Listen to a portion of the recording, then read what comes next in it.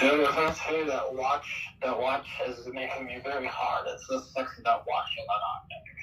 Show it off and tell us a little bit about it, Eddie. That watch, it's like an aphrodisiac when I see it. You should see how hard my dick is in the All right, we gotta hang up on this guy.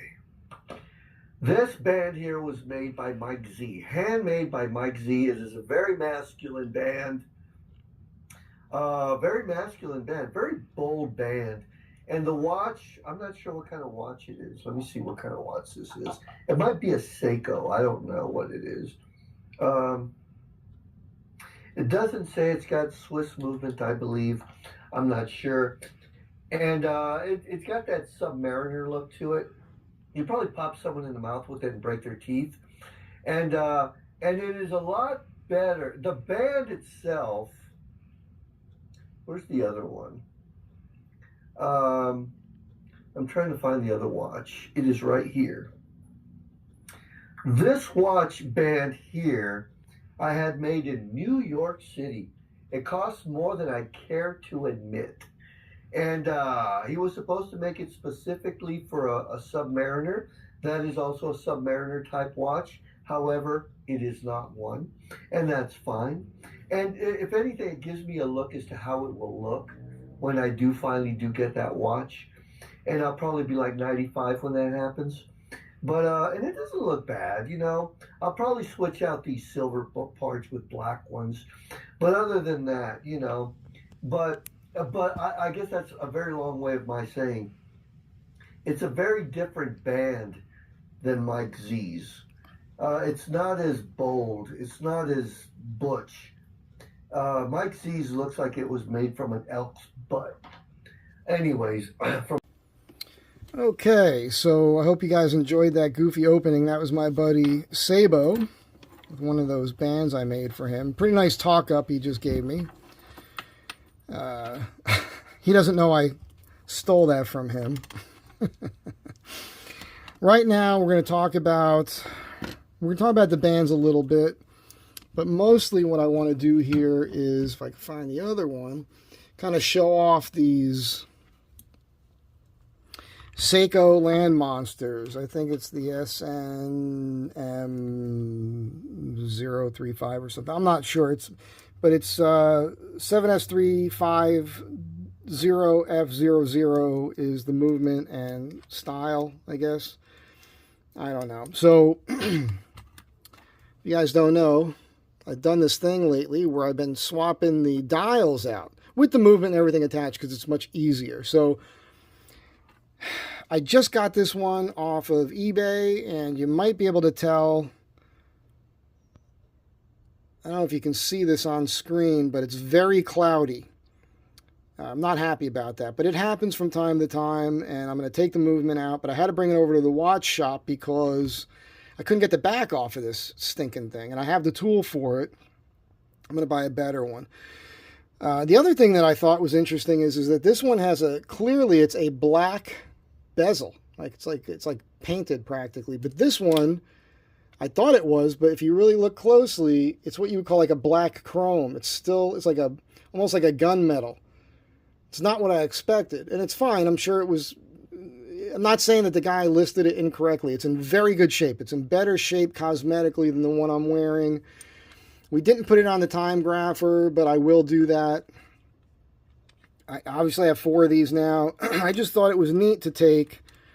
This is the black one. This is how it comes. And I took the orange dial and I swapped them. So I put the black movement from this watch, which was this watch, and I put it in the orange watch.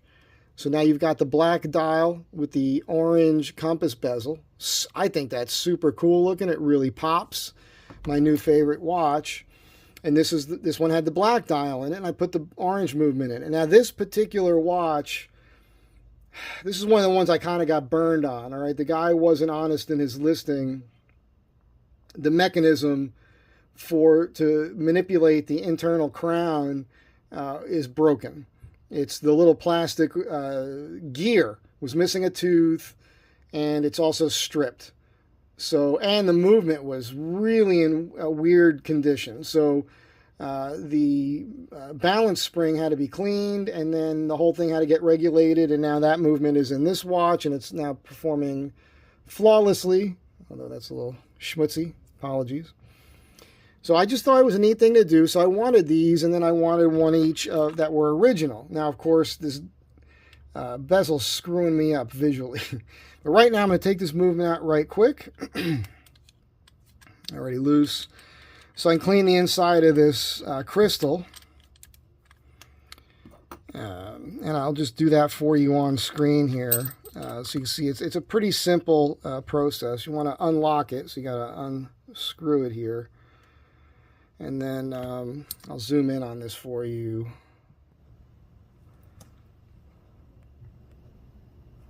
And I'll try to do this without blocking it too much. I'm going to have to get low, so I might block it a little bit.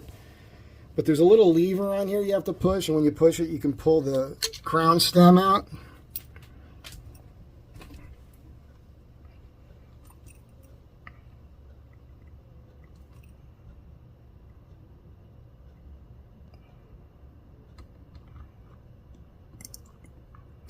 And now I can lift the movement out of it. It might fall out. No. Okay. I should have a pair of tweezers for this, but see if we can lift this out of here. I'll show you how all the innards on this work. I'm going to do this off camera. All right, so hang on a second.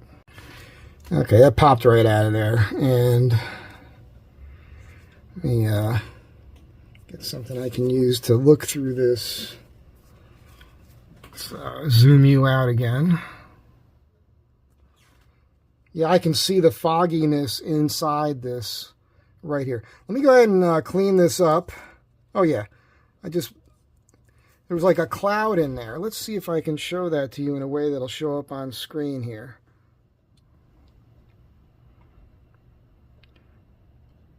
See the center shiny, but then there's like an outer, I don't know if I can show this to you. Anyhow, there's a fog on the inside of this. So I'm going to get some glass cleaner. I'm going to clean that up, and I'm going to put it all back together. But just so you understand, is this going to focus? You see the plastic gear here. Why is that not focusing? Is that focus for you guys? It's hard for me. I'm looking through the back of this.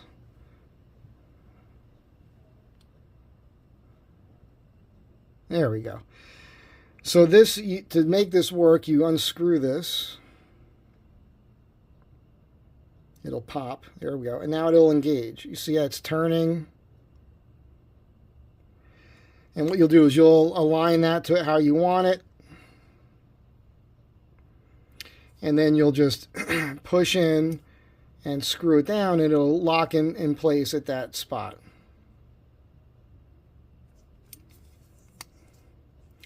So let me clean this glass out, put the movement back in, and we'll talk about these watches right quick. All right, I've cleaned it out. Just kind of blowing it out right now. And this is, you know, watch people are probably going, don't use a paper towel. But done in the past without any real issues. It looks pretty good.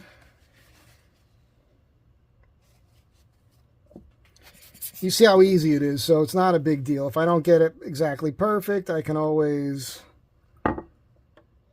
redo it. Not a problem. So now I just got to get in here and lay this in correct.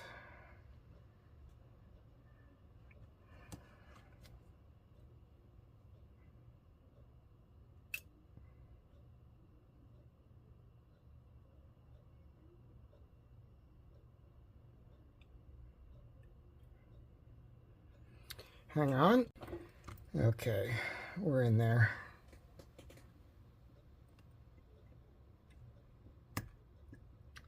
I'm not a watch guy. Like, I'm not a watch repair guy. I'm really not a mod guy. Yes, you're seeing me do some mods once in a while, but really I bring it to the guys. They take care of it for me.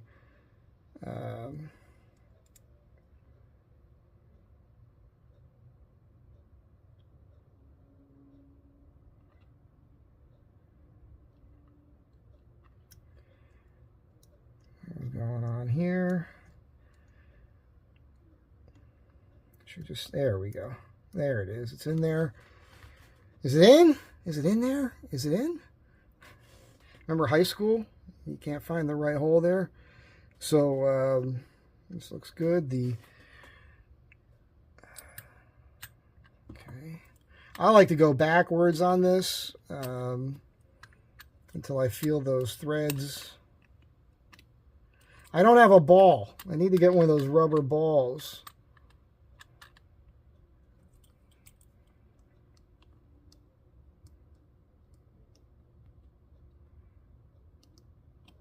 Let me take care of this. I'll be right back to you.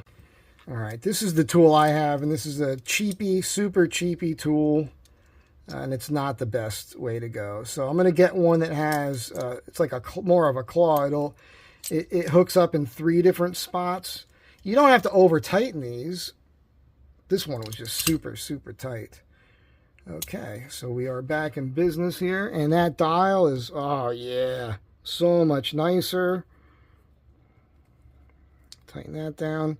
Let's adjust this internal compass bezel to north. And now I'm happy. All right, so let's just talk about them real quick. It's nothing super crazy. I've done videos on this already. I don't want this to be a super long video.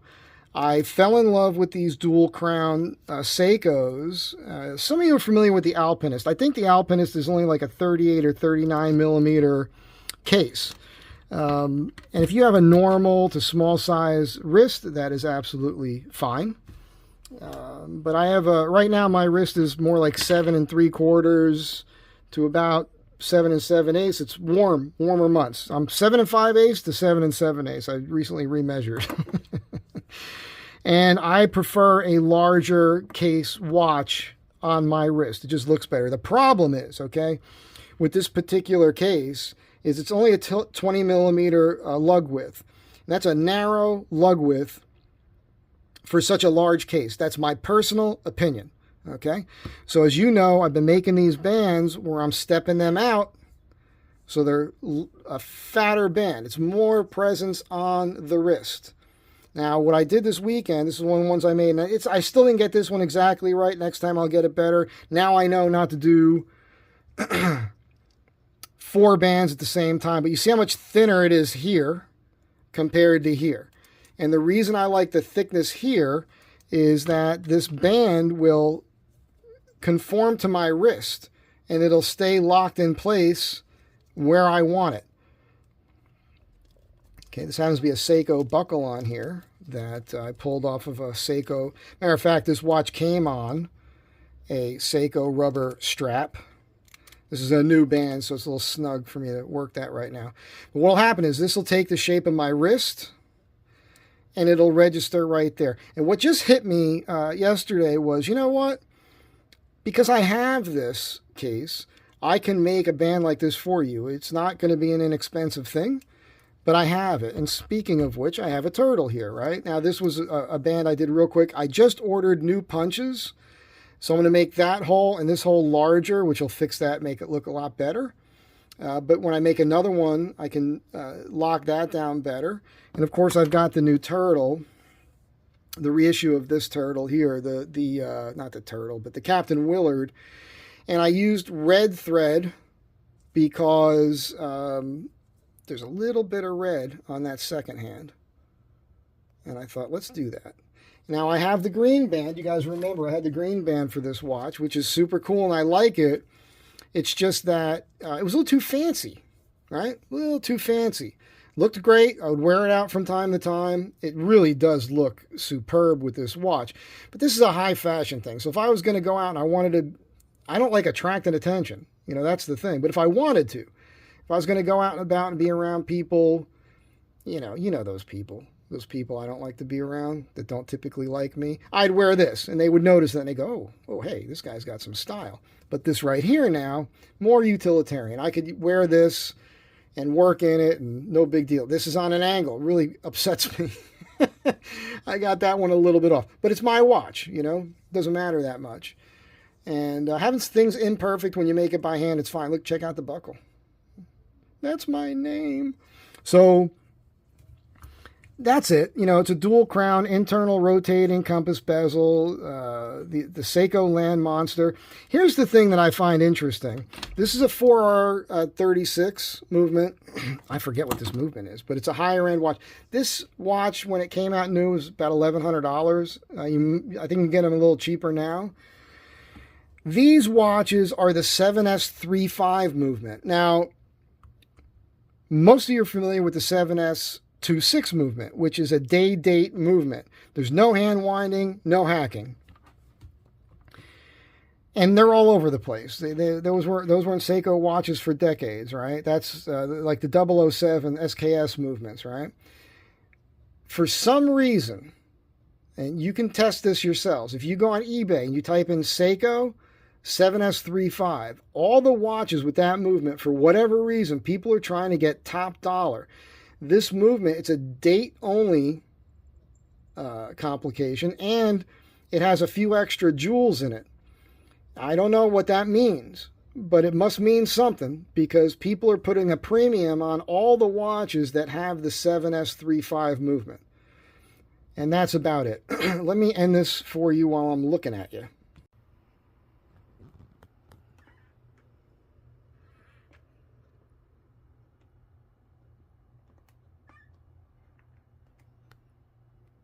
All right. I'm so pro. Look at this. Look at this setup here. Yeah. As you look at the back of my head. So that's it. You know, I've just become enamored by this watch. It's just a bizarre thing. And like I said, I'm slightly disappointed that this black bezel is more of a black chrome on this new orange face. But it's such a cool watch.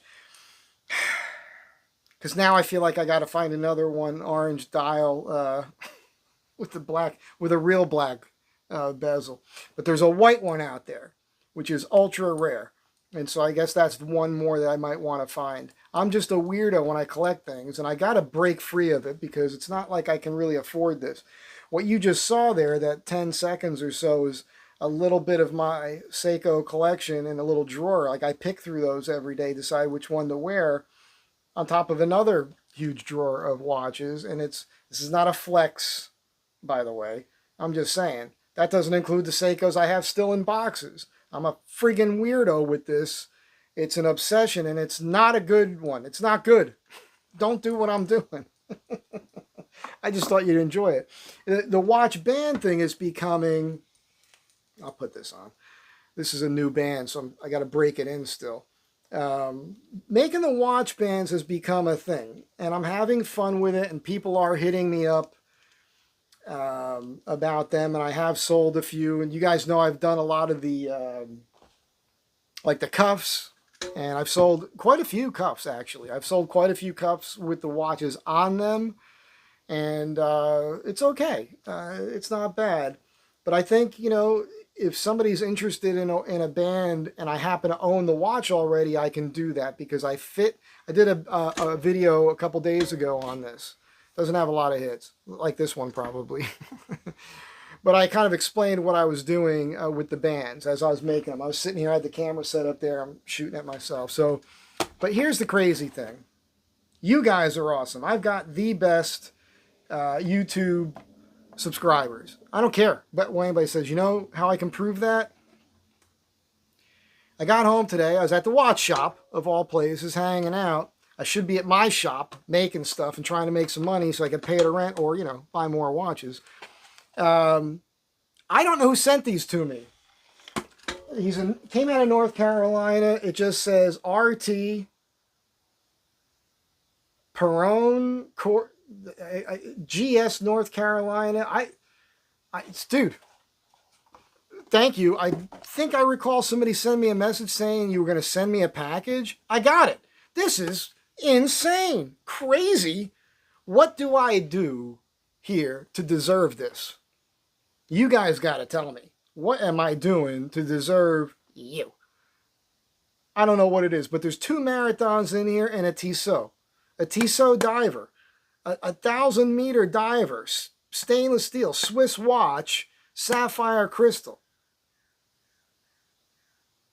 That's my nicest watch. It's like that'll be like my dressiest watch. Gotta make a band for that. You know what's crazy? In one of my jars of buckles, my buckle collection here that I got from the watch shop last year, or a couple years ago, there's a Tissot buckle in there, marked Tissot. So I got the buckle for the watch. I'll make a band for that. I'll do a video on it. I'll show you guys. Thank you. Thank you. I just... Thanks for being here. Thank you for watching. You are great human beings. I really appreciate it. Come back again. This has been a Palooka Watch Channel production. Be good to one another. I'll catch you in the next one.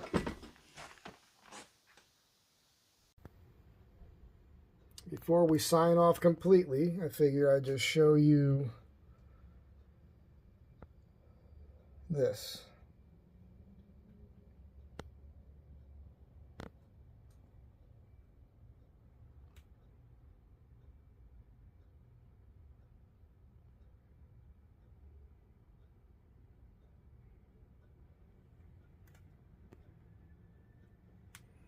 And so every one of these, you can see I just made them wider because the 20 millimeter lug width, again, is just a little narrow, I think, for these watches.